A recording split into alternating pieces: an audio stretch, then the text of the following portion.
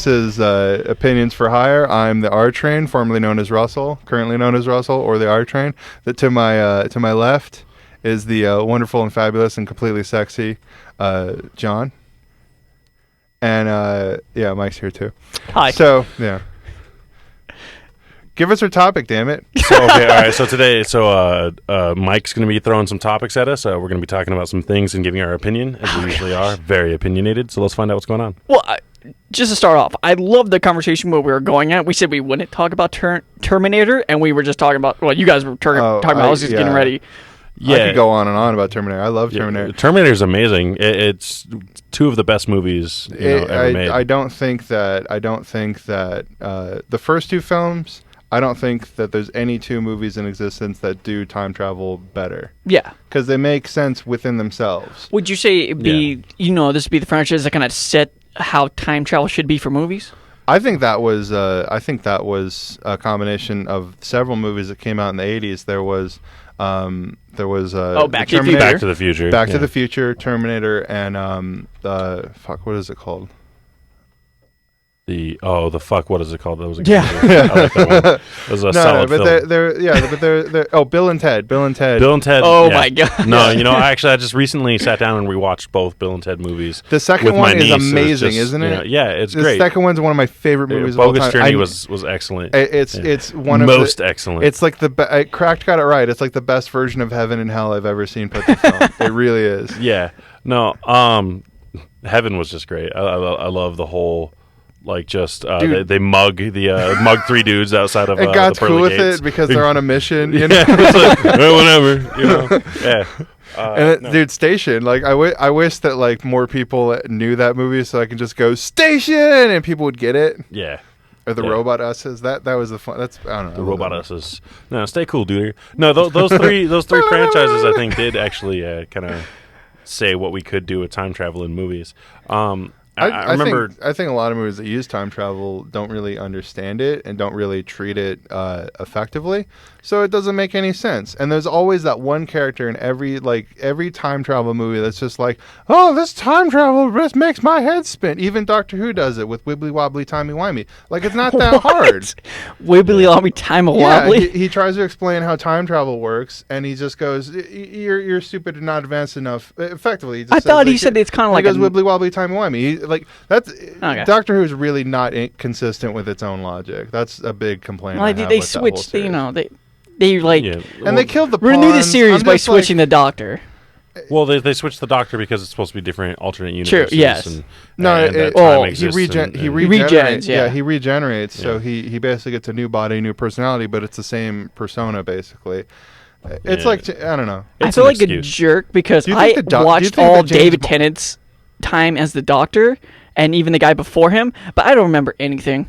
I really don't. I just remember that I enjoyed David Tennant as the Doctor, and that was it. I think he was a better Doctor, but I think that Matt Smith had a better arc. Like there was more things that were interconnected, and the pawns are great. Yeah. It's illegal what I'd like to do to Karen Gillan. Yeah. We've discussed that on multiple UN treaties would be broken. Even when she in Guardians of the Galaxy when she's wearing all the blue suit. Wait, what is this? Guardians of the Galaxy? Wasn't she in there when she was the Nova?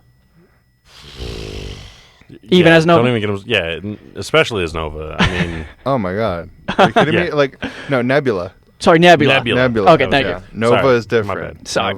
Same here. Sorry. Yeah, I was actually really excited to see that she had been... I think she's cute. I liked her on Doctor Who. I've seen her in a few other things. I think she's good, and I was really interested to see her do a villain and an action role, which I'd never seen her do before. She always kind of the bumbling girl, or kind of oh, Doctor. That was something really out of her role. I think. Yeah, I was curious to see. I like when actors kind of go out of their comfort zone.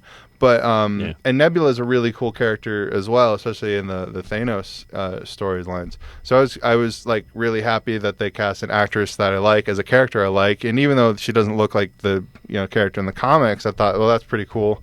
Anyway, I'd like to see what they do with it. I had faith in it, but she's in the movie for 10 minutes. She doesn't really do much. And it's not like she did badly. It's just she just kind of yells, she fights a little bit, and then she just kind of cuts her hand off and dies. And I'm kind of... Well, she doesn't die. She gets away. Yeah, she gets away.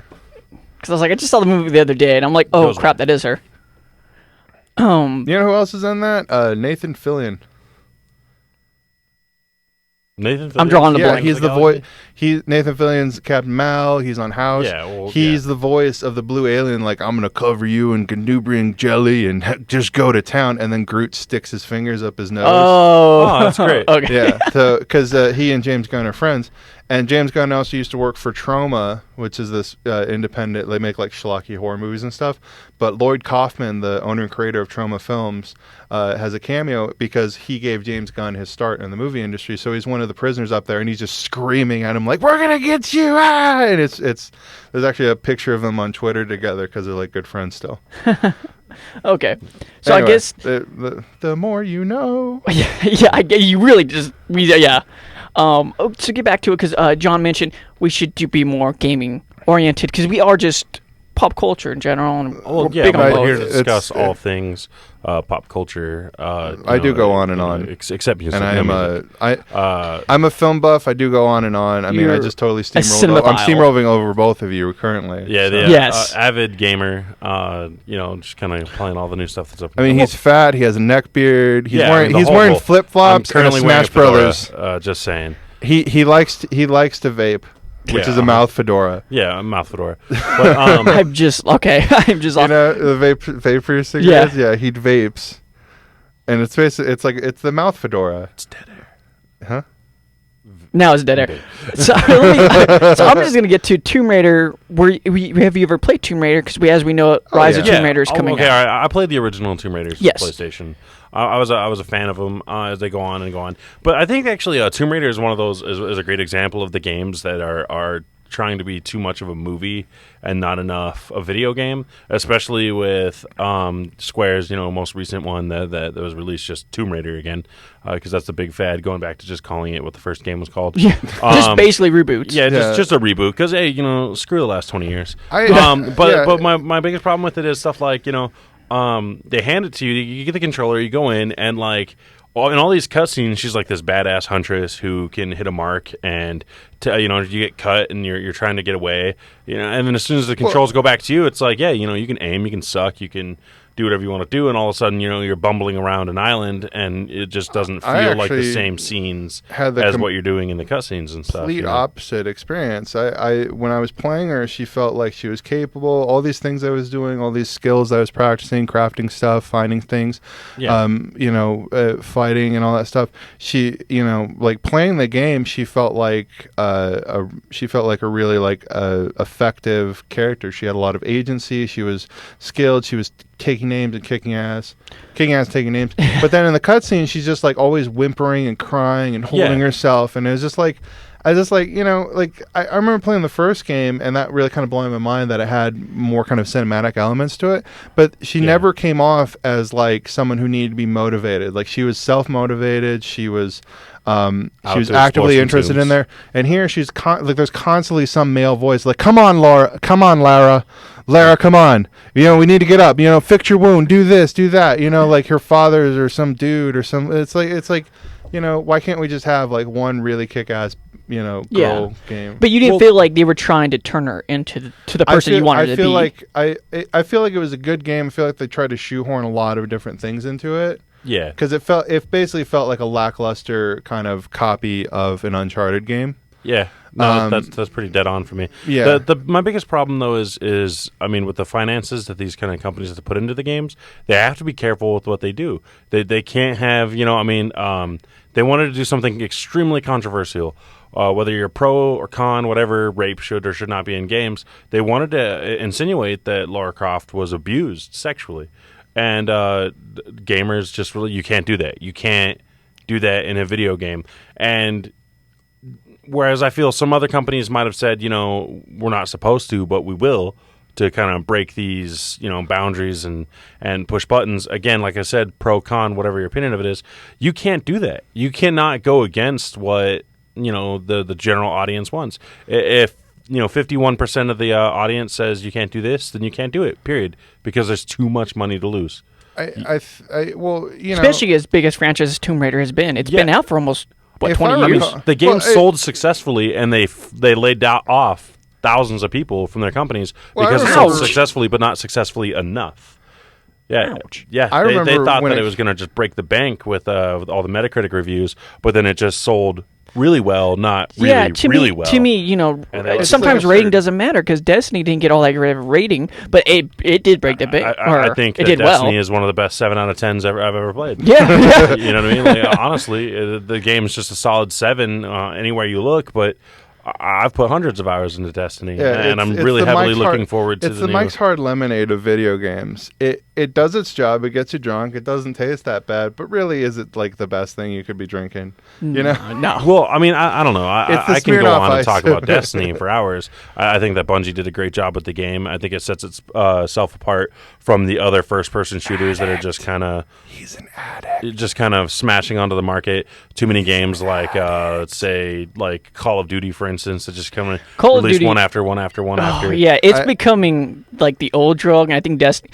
Like, if I compare the drugs, what is it? Crack came first, and then heroin. Yeah. I feel like Call of Duty was crack, and Destiny's now the new heroin. It's the new drug, which is heroin. Heroin was the big deal in the 70s, and then crack came out in the 80s. Okay, so other way around. But then still noted. And now it was methamphetamines, but they think it's going to be something new, like bath salts. So there's one thing from like Russia called crocodile, which like makes your bones rot. Well, it's going to be Giggly Pig. Yeah. It's Giggly Pig. I was about to say, when you said bath salts, I'm like, you mean the thing that turned the guy into a I'm using air quotes. No, zombie. He did bath salts. He went crazy, and he like started eating a guy's arm because it's like PCP, but like way more intense for a much shorter time, if my understanding is correctly.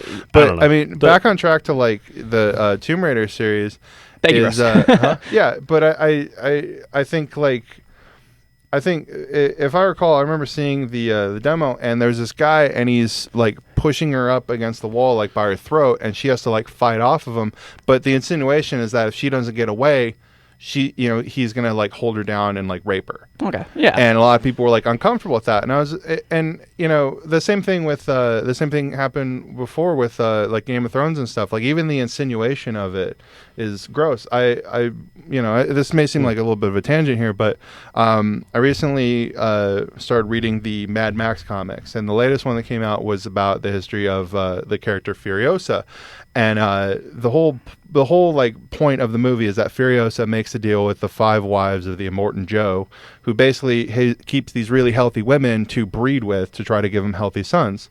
So he's basically this despot leader who's keeping these women in a harem and like effectively is raping them. And the comic insinuates that that's what Furiosa used to be, but she couldn't give him viable children, so he made her his imperator. There's all this nomenclature in the whole series. But I remember reading this review of the comic, and they're just trashing it all over the place because of course we can't just have it's not PC. We can't have a strong female character that isn't the product of sexual violence. They always have to be product of sexual violence.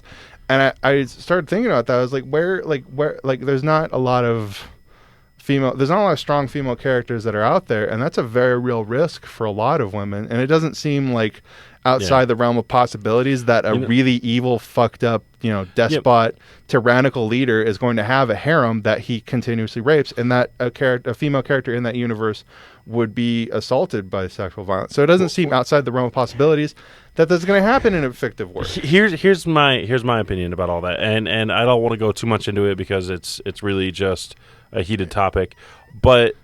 Well, it's not glorifying it when you show the villain doing something that's horrible. Yes. It's supposed to make you feel uncomfortable, and feeling uncomfortable is a bad feeling, and so it's supposed to bring awareness to the risk, make people realize that this is a bad thing and you should feel uncomfortable doing it, and it's a very, like you said, a very realistic a threat that real women have to face all the time, and so it's not really out of the realms of possibility or anything like that. So yeah, I mean, God forbid we feel awkward, or maybe we feel like really just gross and icky while watching a scene in a mature-rated game. That's not for our 12-year-old kids, but is for our 17. They can try to set her on fire and kids. Torture her. They can throw her down into this cave full of people that have been stuck down there for years and years and years, that are to the point where they've gone savage and blind.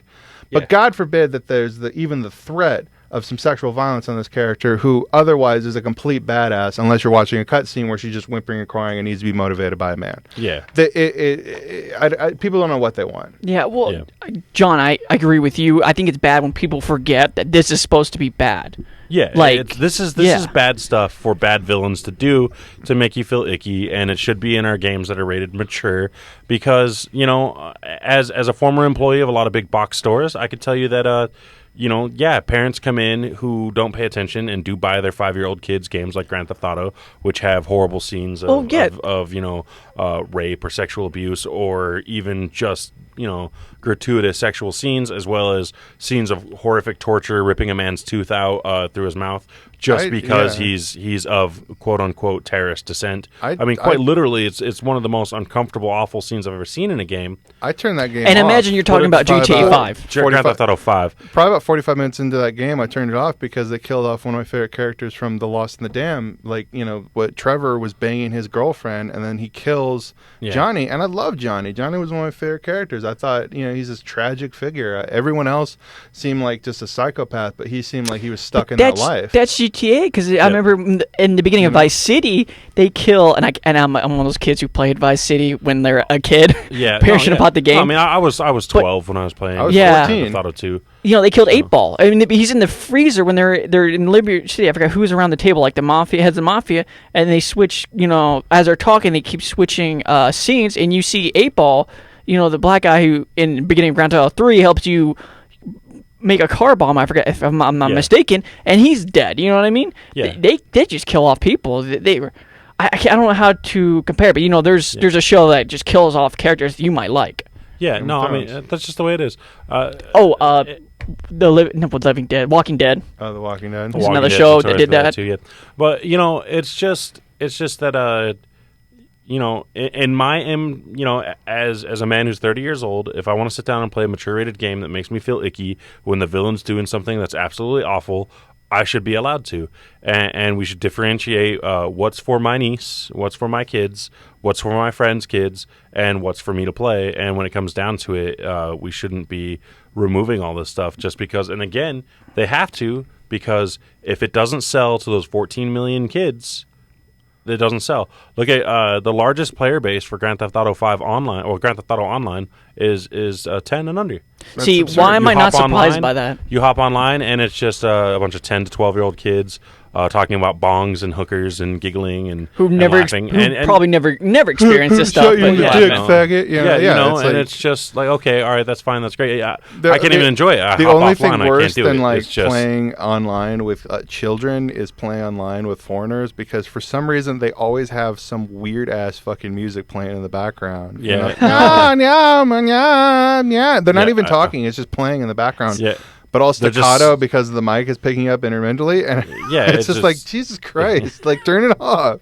I don't know who Johnny is and what nya means. Yeah, no, like, I mean, honestly, I'd rather play with someone who's listening to their music instead of talking as if the whole world wants to, over a kid.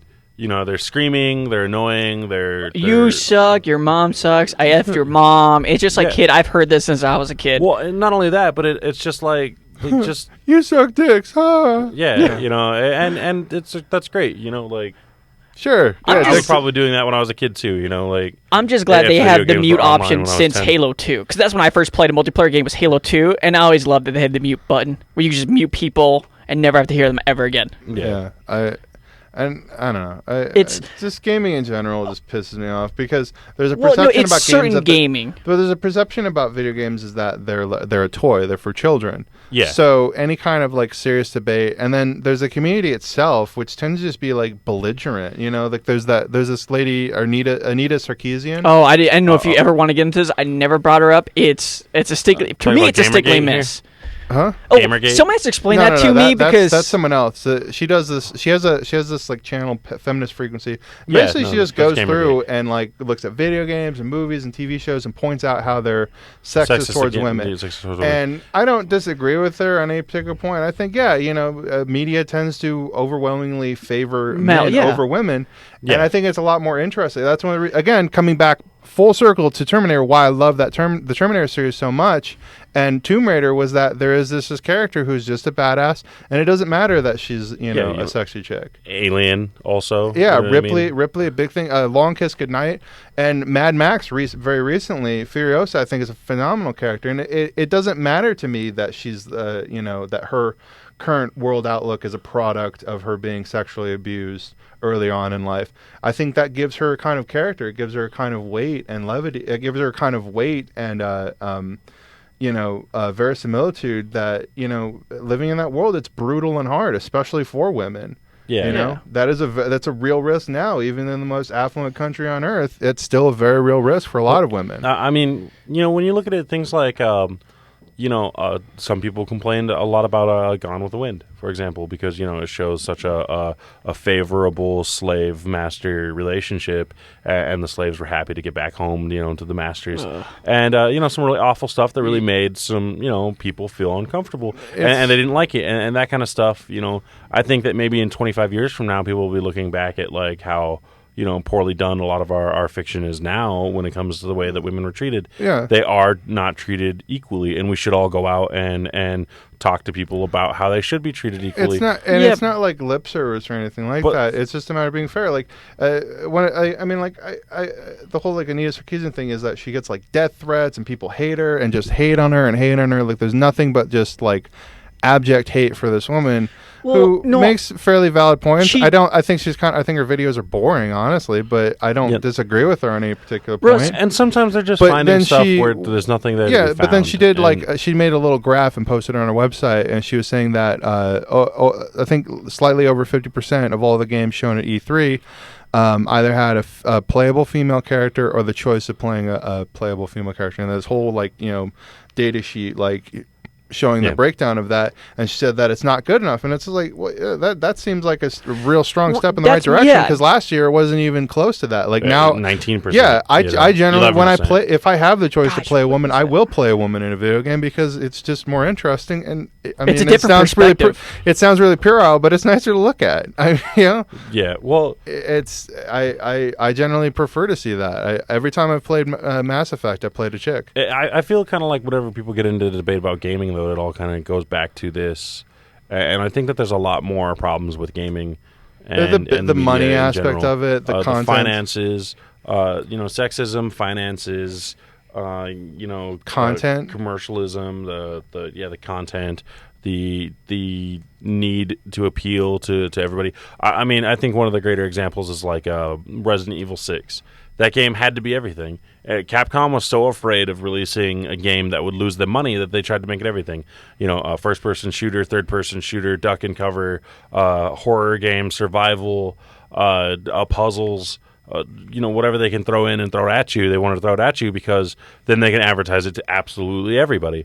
Yeah. And that's just they want to the problem with like basing your creative decisions for whatever you're making, be it a movie or a book or whatever, is if you're looking at like people online, people are very vocal about like what they want, but then when you present them with options, they like if people think it's a good idea that there's going to be like a reboot of Full House.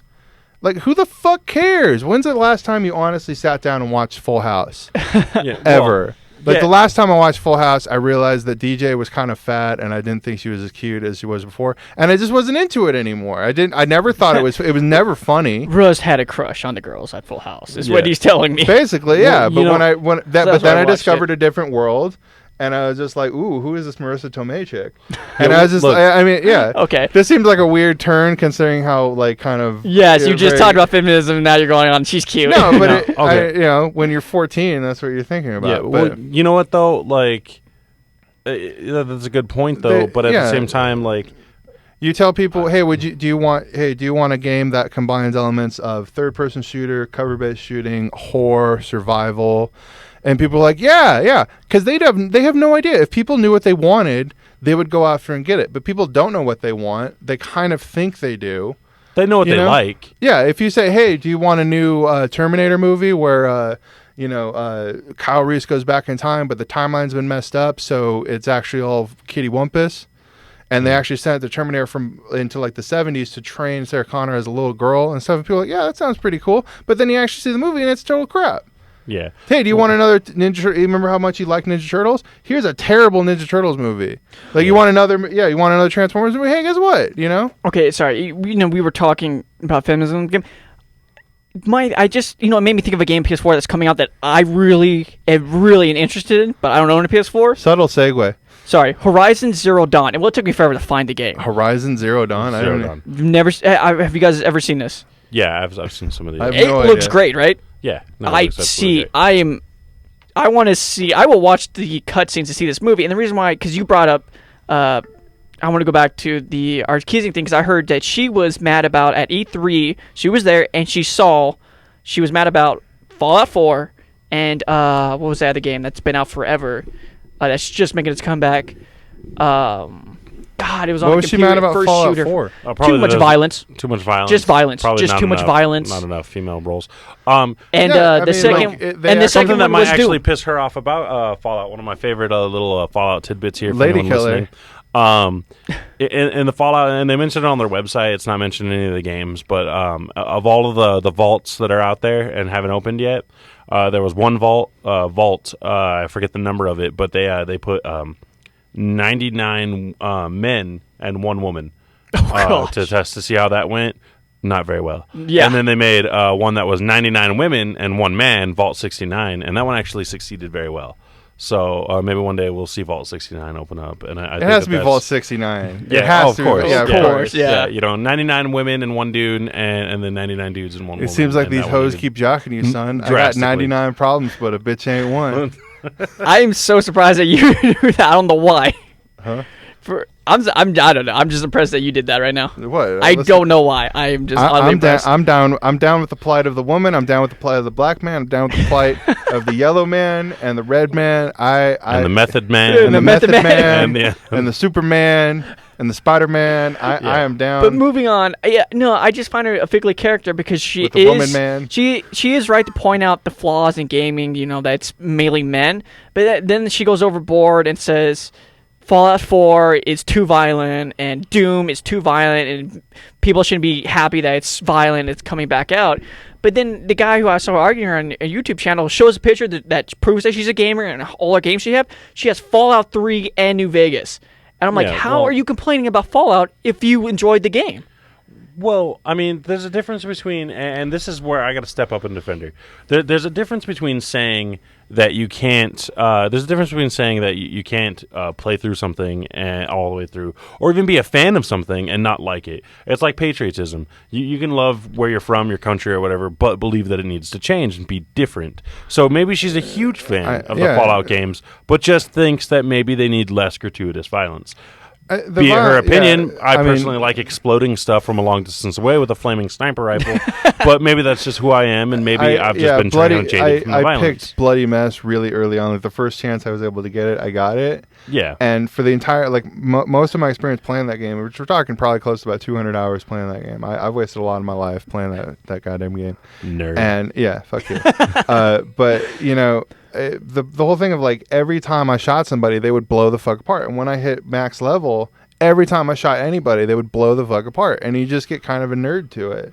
Yeah. And I have a high tolerance for that kind of stuff, but after a while, it's just kind of like, cool stuff blows up. Yeah, yes, there's only so many like bloody chunks you can look at for just like whatever. Yeah, you know? Maybe we don't need as much blood, and you know, but that's the thing though, is like, or more stealth options, you know, or maybe the ability to go back and turn off perks like Bloody Mess. That would be really cool. That's one of the things I really liked about Dishonored was that the game was harder to play more combatively. You know, it encouraged you to go through the level and be more judicious about who you kill and how you kill them because it does affect the story. It affects the levels themselves. My biggest problem with stealth games is checkpoints and the way that it makes me feel. Like I feel like I'm just spending hours doing nothing. Because that's the point, you know, like do nothing, be not seen, you know, and so you're moving through and you're slowly creeping through because slow is silent, and then all of a sudden you fuck up and then you go back like what felt like 15 minutes in game time. That's a long time. But that was the thing with Dishonored that I like was that you had this toolbox where even if you even if you fucked up, and even if somebody caught you, you could fight them back. You had weapons and stuff. Yeah. They're costly. It takes a few shots to put a guy down, especially later on in the game. But the levels are so varied and so nuanced that you're exploring and stuff like that, and finding things and trying to figure out what skills work with what, and trying to figure out situations and get into them and stuff like that. Like, you're constantly thinking about the situation. And admittedly, stealth games, if you're like really into Twitch games, it's maybe not your bag. Yeah, no, it's. But here's my thing. Like, sorry. No, go ahead, Mike. Okay, well, because you were talking about. Mike, shut up! You're always talking all the time. They were the only stealth game I ever played has been really the Batman series, the Arkham series. Yeah. I progressively have gotten worse when it comes to stealth. I mean, I constantly just, when you're supposed to be stealth in that game, I literally, just jump in, get them at one point, and start beating them up. They'll come up the ladder, one by one, and I just beat them up as they come up there. Yeah, screw mechanics. Because, that really was me. I was like, I just want to go in there and beat them up. Yeah, I like the stealth because, especially like the challenges and stuff, because it's challenging. No, it gives you multiple ways to take people down. But I'm the idiot who's like, I just want to go in there and beat them up, and I immediately jump down. But and that was kind of cool about the Batman Arkham games, is that you could do that, though. Yeah. Batman could actually fight. Lo and behold, here's a game where Batman can actually fight people, and not just get the crap knocked out of him. It's been like since NES before they made a good Batman game. I liked Arkham. I liked Asylum. Arkham Asylum. I thought that was a really solid game. Yeah. Arkham City, I thought, had better mechanics. But I hated the story. I thought the story was just really stupid. I mean, the whole story was as stupid as the ending to Arkham Asylum. And the third one, Origins, I didn't even bother with. I didn't bother with it either. Yeah. I didn't bother with Origins. I mean, either. I saw some like playing footage, and I'm like, that's not Kevin Conroy. I don't want to play this anymore. Kevin Conroy is a nice man, by the way. I met him personally. There's a story that when the towers fell, he was living in New York, so he went down to volunteer. So he's just sitting there in the kitchen, he's peeling potatoes, and he's talking to this guy. And he's like, so what did you do, before all this happened? And he goes, oh, I'm an actor. And he goes, really? What, I've seen something. He's like, I do a couple of TV things. He's like, probably the biggest thing I do is I'm the voice of Batman for the cartoons. And he goes, no way. And he goes, yeah. He goes, you don't sound like Batman. And he goes, I really am Batman. And he goes, do Batman for me. So he goes, I am vengeance. I am the night. I am Batman. He does the Batman voice. And this guy goes, holy fuck, Batman's peeling your potatoes over here. I believe it. No, I met the guy. Although, I don't know. He did sound like Batman as soon as I started talking to him. Maybe we were at a convention. I think maybe he's just playing it up. Yeah. Dude, I loved... I'm sorry. I love. It's not that great. It's not the best, I think, out of the whole series, the Arkham Knight. But I just love because it gives nice little shout outs to Christopher Nolan's and what he's done about. I know how you feel about it, but it's just about like the bad suit My and arm then is not long enough for the jerk off motion. Oh gosh. No. So you didn't hate when he's like, oh, do you have it in black? Because that's kind of a running theme in the game where it's twice. It happens when you. I don't even want.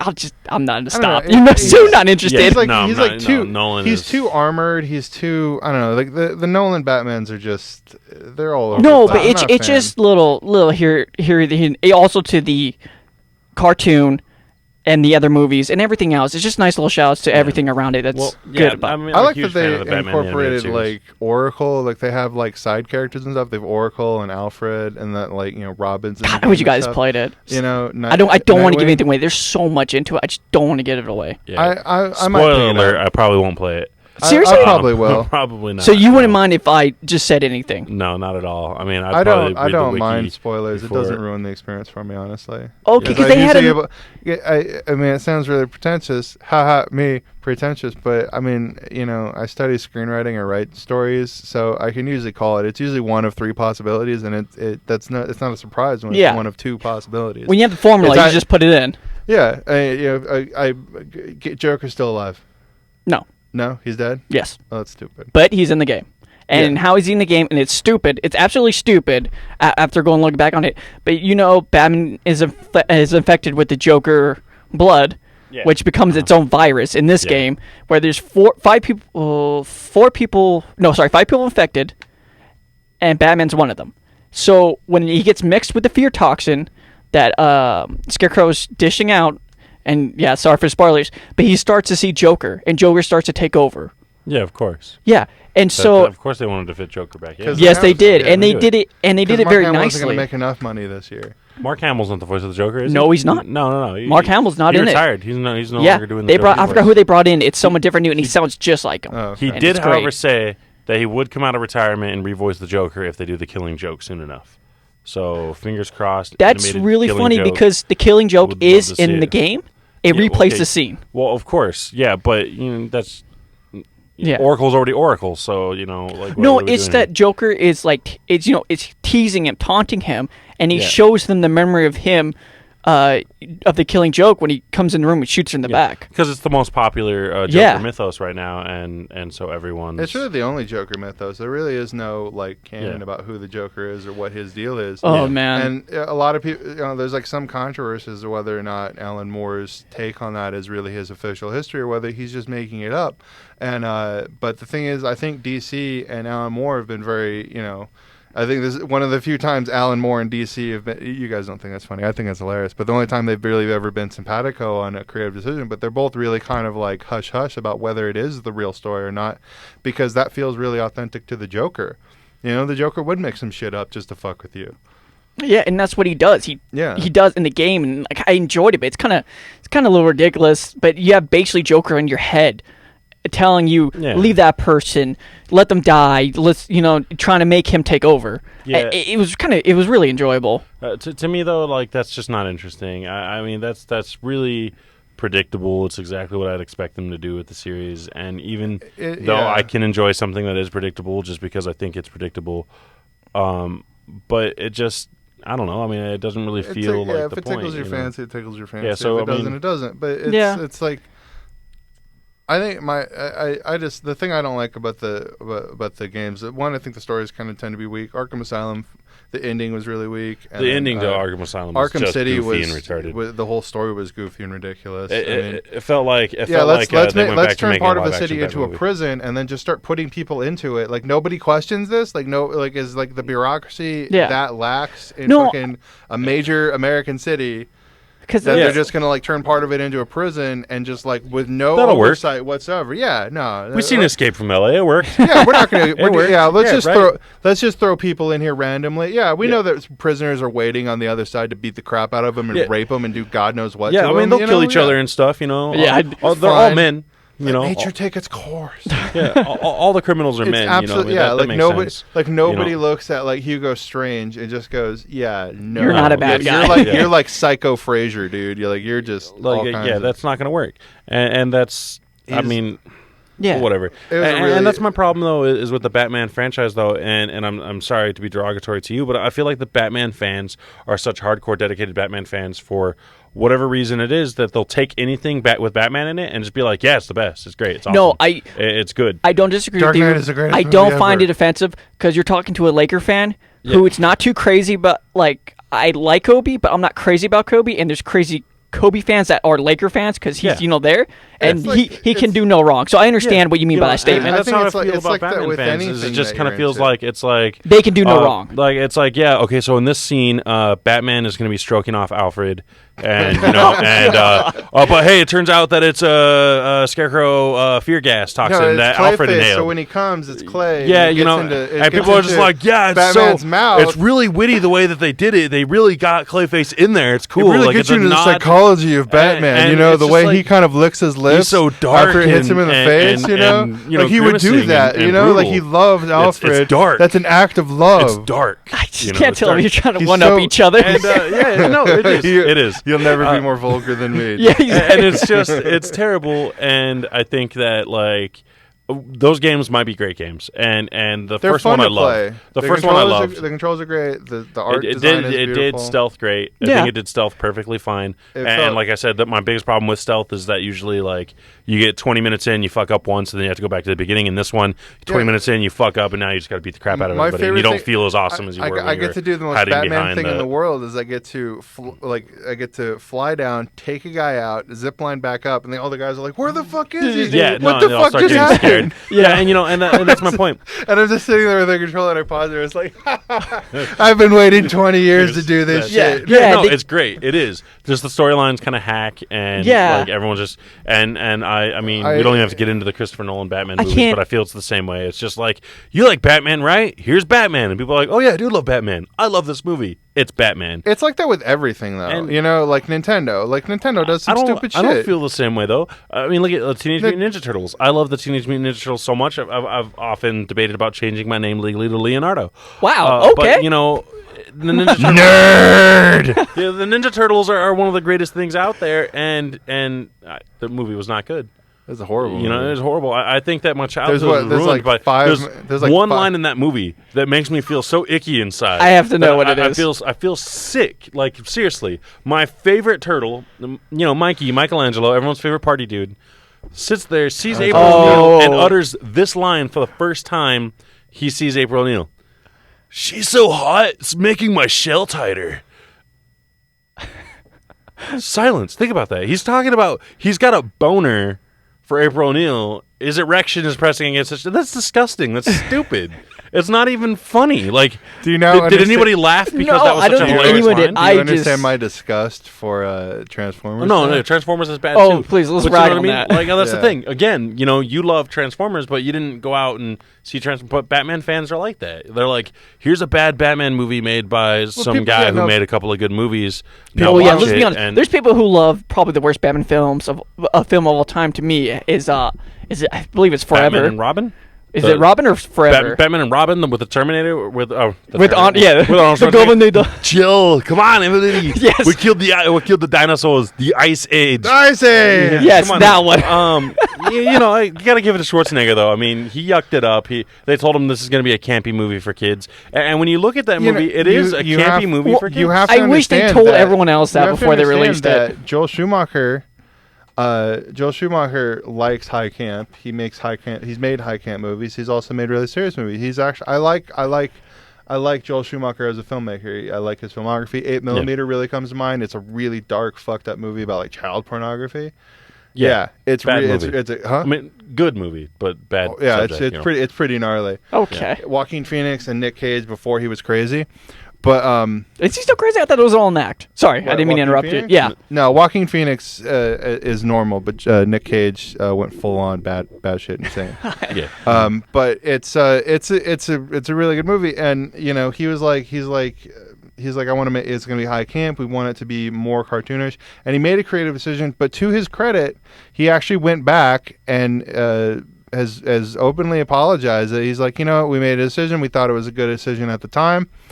Turns out it wasn't. People didn't like it. I personally don't like it now. At the time, I thought it was a good idea. But, it's like, to his credit, he's just like, that they wanted a particular thing. I thought it was a good idea. He was doing a movie that was supposed to be like a live-action cartoon that was slapstick, silly, and funny. And saying that, people's idea of Batman was also the Adam West Batman from the 60s. Yeah. Saying that, though, I think that gives him more credit to the idea that he was not a huge comic book fan, but he had, was trying to pay some kind of homage to like the campy, Adam West Batman and stuff.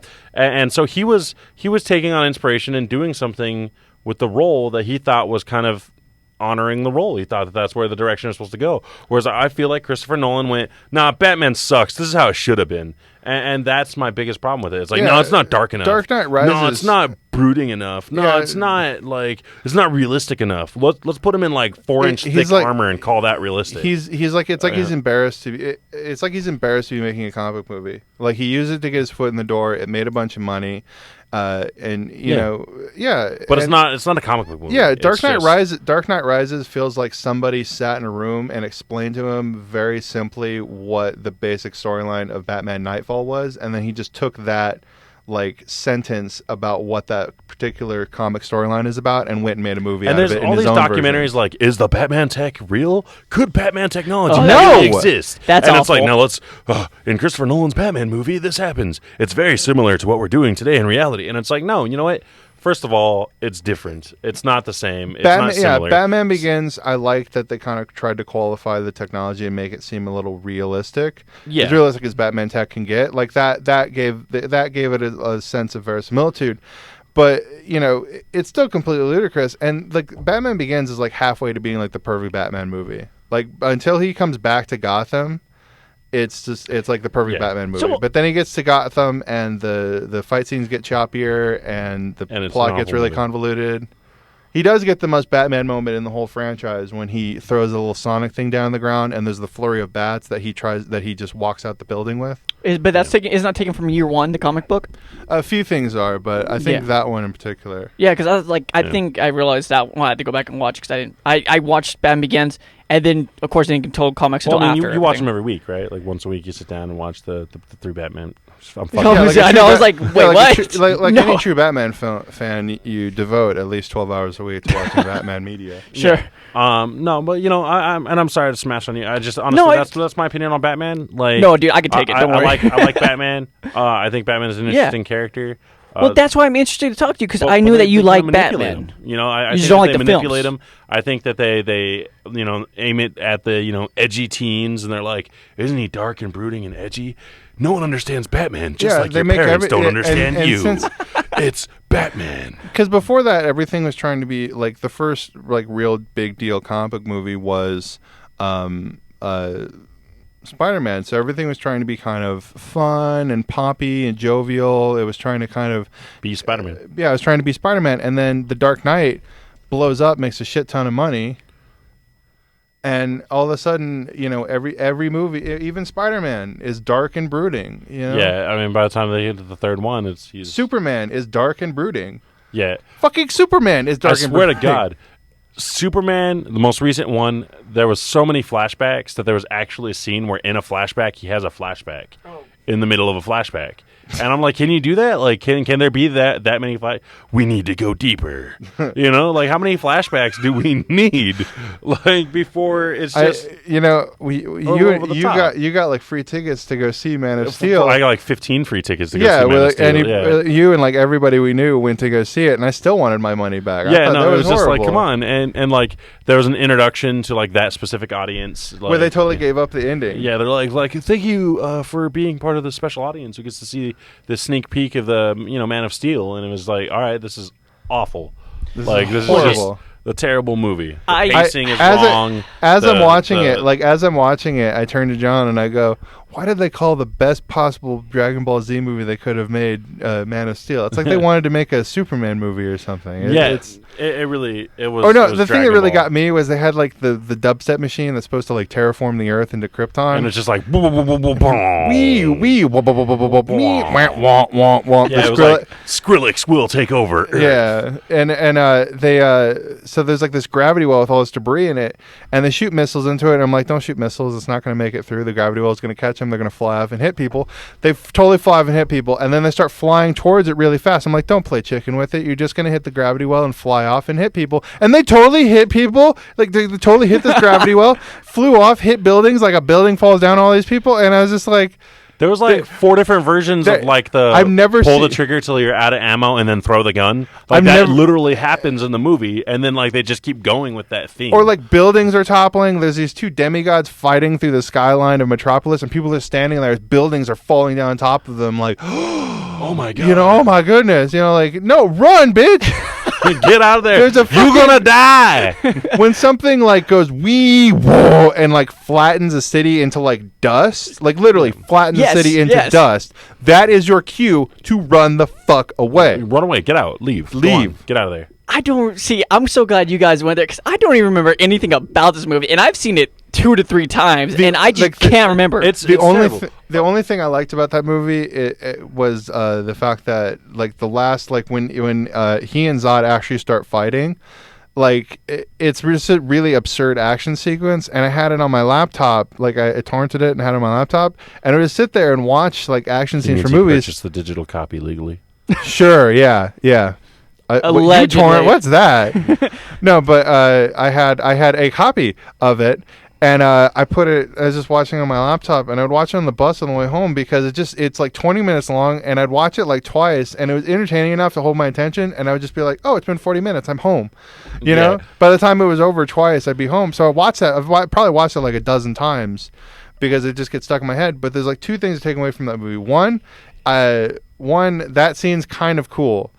watch it on YouTube and spare yourself 2.5 hours of boring Zack Snyder.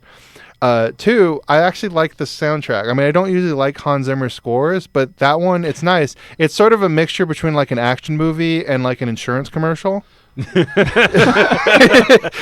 really is. You know, like you can put any one of those tracks behind like an action sequence that's a little tense and not kind of boring, or you could put it between like at Harvard Mutual, we're here to provide the best care for you. Dun, dun, dun, dun, dun. You know, like it's just there's just so many, like I could just go on for hours. I mean, my favorite problem with the movie that just drives me the most nuts is like how they spend the entire movie with like 315 flashbacks explaining how hard and how just now Clark Kent is just now getting used to Earth's atmosphere, and how it has spent, the last 19, 20 years of his life just fucking him up and destroying him. The powers and the fluxing and the he cannot control, just this line. Literally, the entire first 80% of the movie is that, like, how hard it was for Clark Kent to get adjusted, and then General Zod's mask cracks, and he's like, okay, I'm adjusted.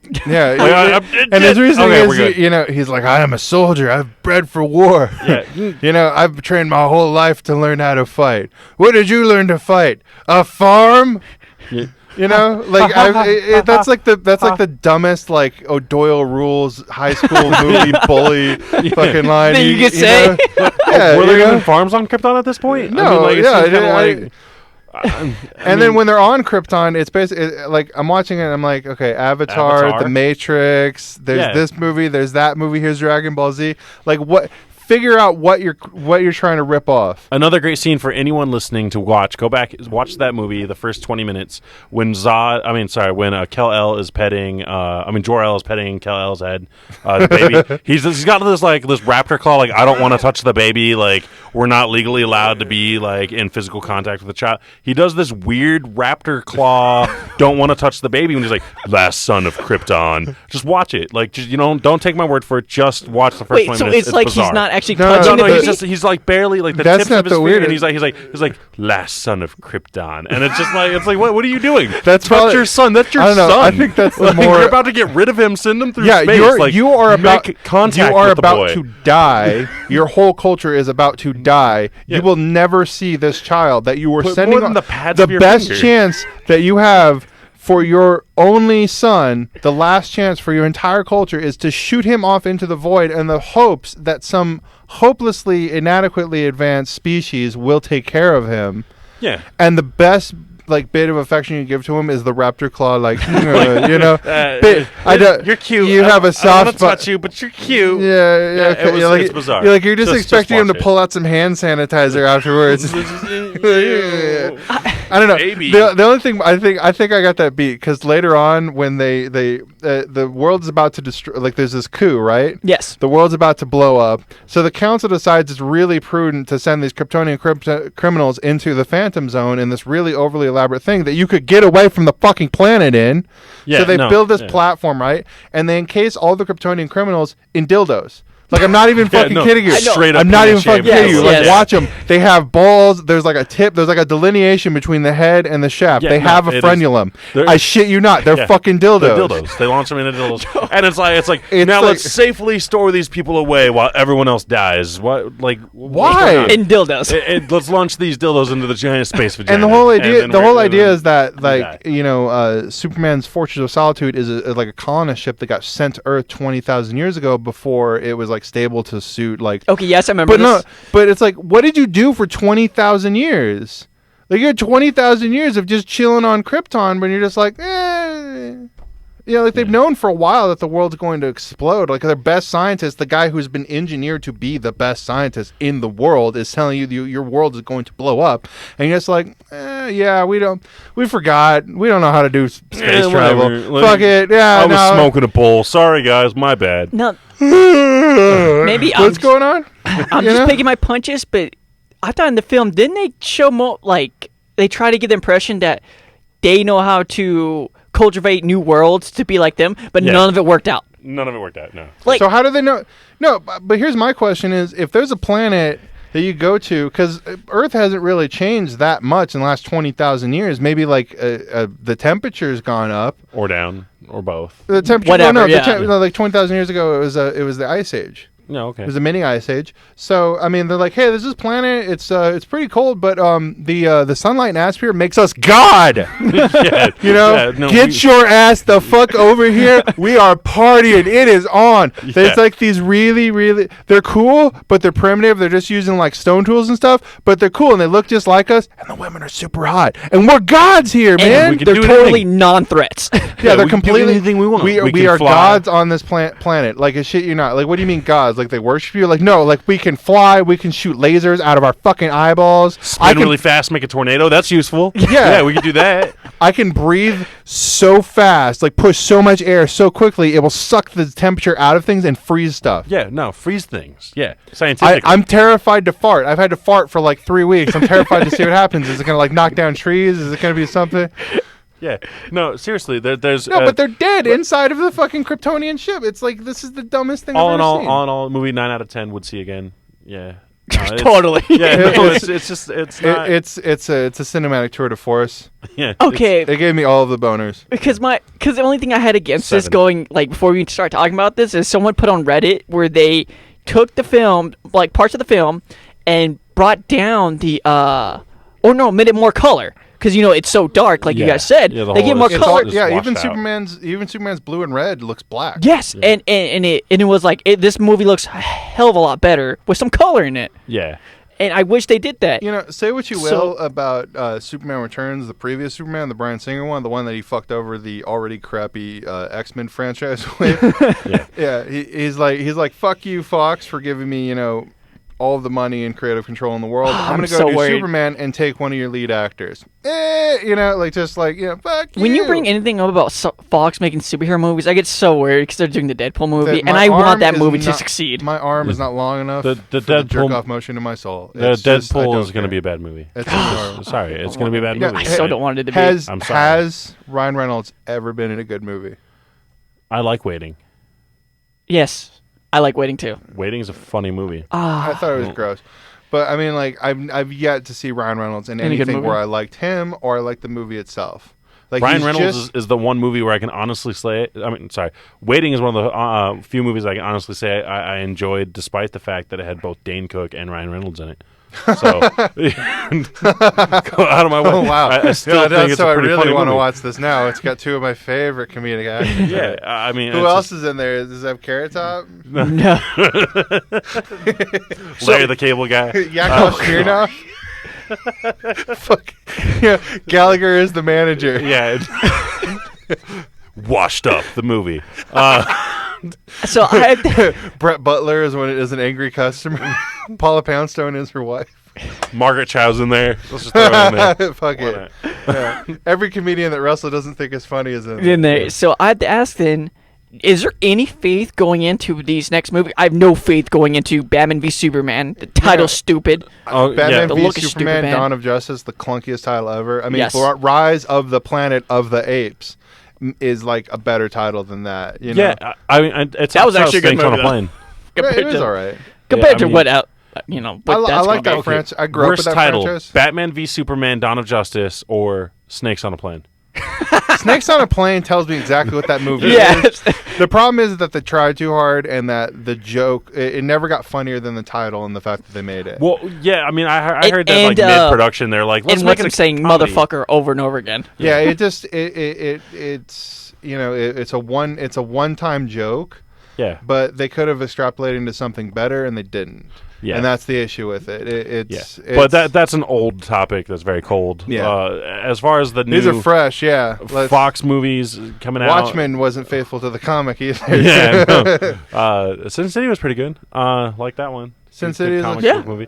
But no, Fox is doing terrible. I don't think that... I mean, they're not doing terrible. They're doing great. I'm sure financially. Financially doing great. Their movies are not so great. I'm just saying that they're not good movies. They're not... I think what we're going on right now, and I've talked to this about both of you guys, but I think we're at the top of a bell curve. Yes. Yeah. That since Spider-Man, we've been kind of on this like actually teetering kind of Russ, like up and down. You don't have to get into too much because you did say it last podcast. You actually did say this last podcast. You don't have to get too much into it. Well, yeah, but we're right at the crest of this bell curve, and I think the fact that they're like putting out all of these lists for like the next 10, 15 years of like everything that's going to be coming out, I'm not excited anymore. You know? it's like, oh, dude, did you know in 2027 that the new, and it's like, no, Inhuman movie's coming out. Who cares? Yeah, I've got friends that are like just balls deep excited. They're just jumping out at me like, oh my god, and it's like, dude, like oh my god, they're already working on Avengers 3. No, it's coming out in 2022. It's like, what? I don't want to fucking wait. I'm not gonna wait that long. I heard that one of the best things about the Ant-Man film is Michael Pena, the actor,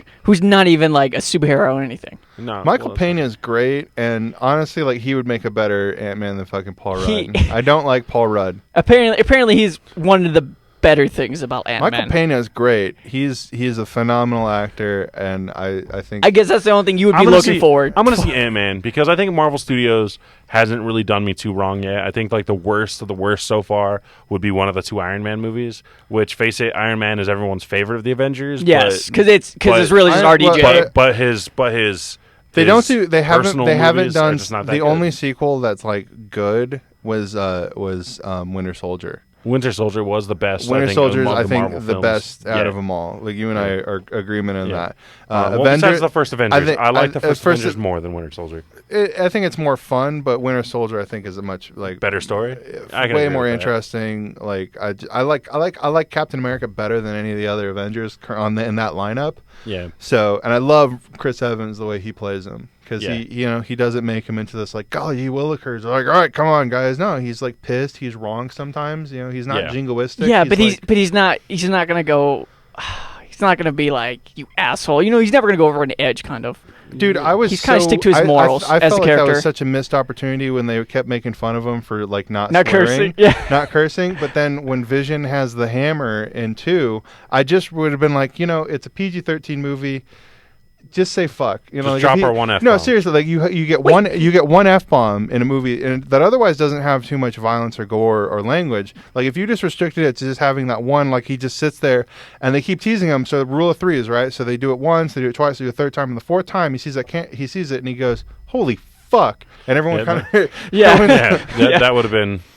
I was expecting him like a holy shit or something. Like he didn't say anything. No, I thought he did curse. He did say something and like he curses not in that scene. He curses earlier on. That's usually jokes and things in movies will like pay off in 3s. Like it's that they reference the swearing 3 times, and the third one there's the big punchline where he actually does swear. Yeah, and then I just forgot what he says, and I just remember Iron Man's like, watch. I can't remember a single fucking thing from that movie. That's how good it was. I drank too much at night. It was kind of a bit of a slow movie, and we can go into that one again. But let's say that for another week. But I remember a lot of things from the first one. Like I remember when Harry Dean Stanton just shows up for like no good reason, just one of my favorite actors ever, who shows up as some security guard, and he goes, "He's like, did I hurt anybody? No." But I saw the whole thing. He came screaming out of the sky, green and buck-ass nude. Son, you got a condition. So I think so the upcoming superhero movies, Ant-Man, I'm gonna go see. I think that at the most, I'm gonna go see it. It's gonna mildly entertaining. Movie. I'm gonna give Paul Rudd a chance because I kind of like Paul Rudd. Yeah, hate him or not, like I think that it's gonna be a decent movie.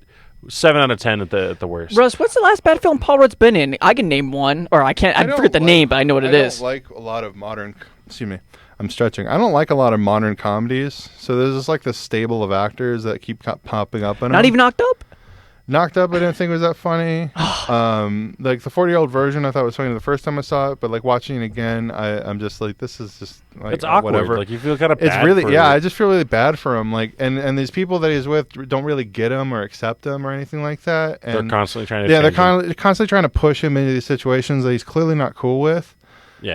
And they keep trying it's to that awkward comedy. Okay. Yeah, and like a lot of comedies feel like they get a bunch of funny actors now, and they just let them improvise and kind of figure out a story. Like they have this basic framework, but they just let them improvise and then take the funniest bit of improv and put it in there. Story, yeah. Like The Heat is a great setup. You have 2 actors that are very comically mismatched, Sandra Bullock and what is it, Melissa McCarthy? Yeah. and I mean, who I love Sandra Bullock, I love Melissa McCarthy, and that movie's absolutely god awful because they keep assuming that an action comedy, it has to be funny but have no action. Like action comedies work when they have a good action story. Action more than comedy. Basically, yeah. That's why Lethal Weapon works. That's why 48 Hours works so beautifully because it's funny. And it has a great story, and those two characters fucking hate each other. I think that honestly, the Heat had one of the funniest scenes that I've seen in like the last 10 years, where she's yelling at the chief, and like she's talking about his nuts, and like she's looking through the Tic Tac at his face, and I honestly like I don't care.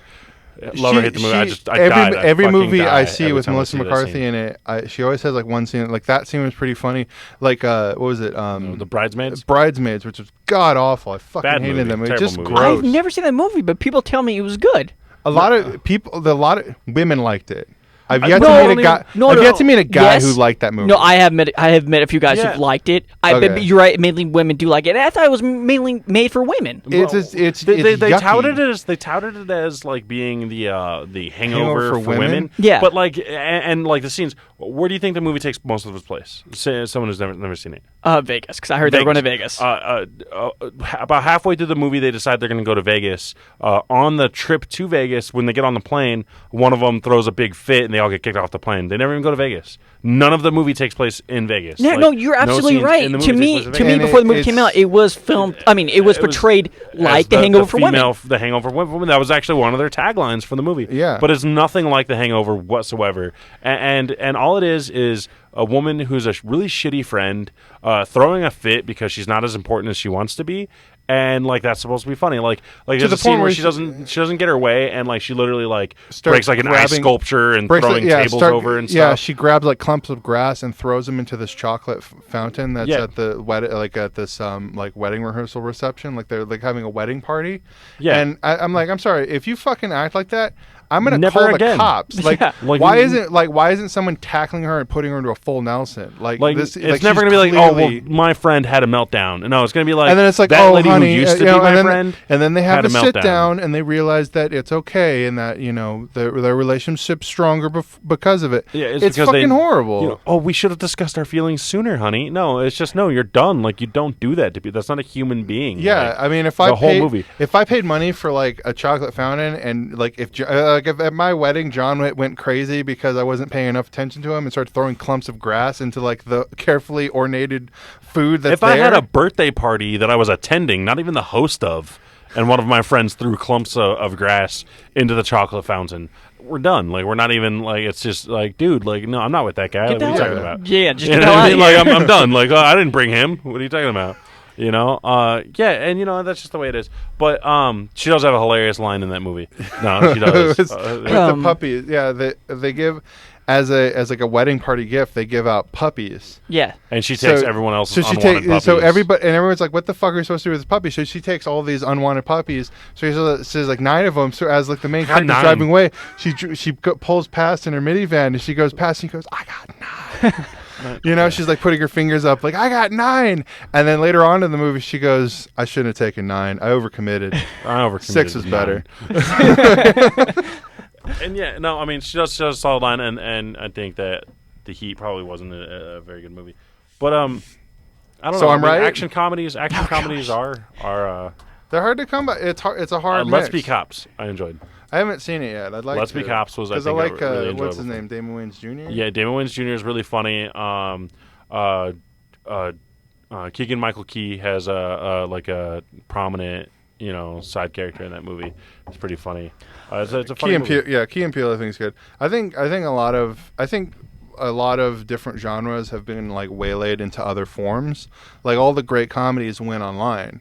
Yes. Like you see on YouTube, all that stupid shit that you watch on YouTube, that's where all the great like comedy went. Like the modern big comedy movies that come out generally aren't that good. You don't remember them. You don't like think about them afterwards. I mean, we may quote Anchorman all the time, but when's the last time you quoted Talladega Nights? I was about to say like Caddyshack. Yeah. Like the no, sorry. You keep going. I'm all right. Yeah. But I think, and the same thing with action movies. I think all the big, dumb, goofy action movies that were coming out in the 90s became video games. Like, all those ideas, like, that market was being fulfilled with video games. So that's where they are. Like, there will never be a Michael Dukakis of the 21st century because we have Nolan North voicing whoever the fuck in Call of Duty, fuck you, or money. Batman. Kevin Spacey is God, part 5. Call of Duty, give us more money for DLC. Like, I mean, I really don't know. Call of Duty, we're not even trying anymore. $60 map pack. Yeah, I mean, I don't even know what, like, honestly, working the counter at one of the largest, the largest video game distributor. I've been meaning. It's okay. We talk about like one of your previous jobs. Yeah, I mean GameStop. I would love to know if there's any horrible stories because I've listened to people have horrible stories, and it's just like people are very ignorant of technology, especially video games. Yeah, and you can just see like the fans, like they come up to the counter, and they're like, literally, okay, they literally walk up to the counter, and it's like, I'm so tired of Call of Duty. Ghost was exactly the same as the last ones. I'm tired of it. I don't even want to play it anymore. Well, if you pre-order the new one, you get a gun pack for Ghost. All right. and they pre-order it. They hand me $5, and then they come back and they pick the game up, and they're lined out the door. And everyone lined out the door, like you step outside and you're like, Call of Duty, and they're like, no, Call of Duty sucks now. Yeah, people. But they're there, and they're there to buy it. People want something, but they don't know what that something is. Yes. Yeah. So if you give them an option, I mean, that's They're not done with Call of Duty. Like, they want Call of Duty. No. Call of Duty is going to keep going for another 25 years, and they'll continue to buy it for another 25 years. As shitty as it is, as much as we hate it, I still have played every single Call of Duty that comes out because I just like playing them. Yeah. I like even though Redboxed they're terrible. The newest one a couple of weeks after it comes out. I play mainly the storyline, or like I like the side missions. Like I prefer survival, but then I'll play zombies, and I'm not really a fan of zombies, but I'll play it because I don't like going online. No, I'll go online for like 20 minutes, and then I'm done with the game. That's why I wanted to ask because all my friends I was the only one who I knew that actually played and completed the story modes in Call of Duty. All my friends bought it just to play multiplayer and zombies. And I'm like, the last thing I want to play now is zombies. I don't even like zombies. I never liked zombies. Modern Warfare 3. You bought it for me because we would play survival mode all the time, and you bought it for me just because it was like $10 or something. Oh, because we can play it online together. Yeah, we never did because we never play anything online together. No. But I went home and I played it, and I literally in an evening. I started at 6 and I ended at 1 in the morning. Yeah. And I just sat there for 7 hours and played through a normal day of gaming. Yeah. I played through, and I just played through the entire story mission of that game, and I was just like, that's it? Like, why is this $60? That's not a lot of content. But the content isn't that. That's why I think Battlefield is a little bit, at least they're upfront about it. It's like, look, we're not making a fucking story game. You run around, shoot each other. Here's a big map. Here's some shit to explode. Yeah. Here's vehicles. Yeah, here's vehicles. And Battlefield's a lot more fun to play. To bring this all the way back to the very beginning of our conversation, that's what I like about Destiny. In all honesty, Destiny, it's got kind of a crappy storyline that everybody hated. It has a storyline where no one knows where they're going. I mean, by the time you finish the storyline, you haven't even hit the level cap yet. Dude, I hate... what I mean? Like, the storyline is just like...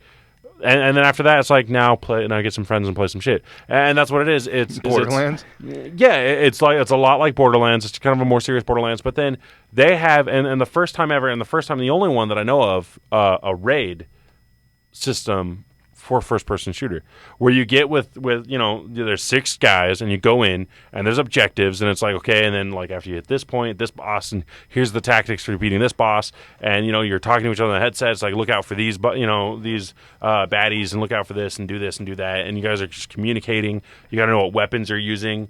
You can't just do it because you're the highest level possible in the game. Yeah. You have to also know how to play the character class that you're playing as. Like, it really feels like a real MMORPG raid. That was the fun with a part. First-person shooter, and that's fun what part made about it Left 4 Dead drastically fun. Yeah, Left 4 Dead. Yeah, but my only problem with Destiny and its raids, it only has 2 raids so far, and it only has 1 good one, and that was the Vault of Glass because it was big, long, enjoyable. I did not like the second one. But they're adding a new raid with the new the Taken King, and hopefully and they said it's going to be bigger, the biggest raid ever. That's good to hear because really, if you think about it, it felt like the last raid was just thrown in there. But I do like the Prison of Elders. I also like the idea of taking 3 people in an arena setting where you just got to survive. I'm going to shut you guys down because I have no idea what the fuck he's talking about, and I'm the real reason why anybody listens to... totally our train. Okay. Yeah, of course, yeah. All right, so this has been Opinions for Hire. No? Oh, sorry. I close out. Oh, sorry. You close it. What John said Yeah, opinions for hire. Thank you. Good night, bitches.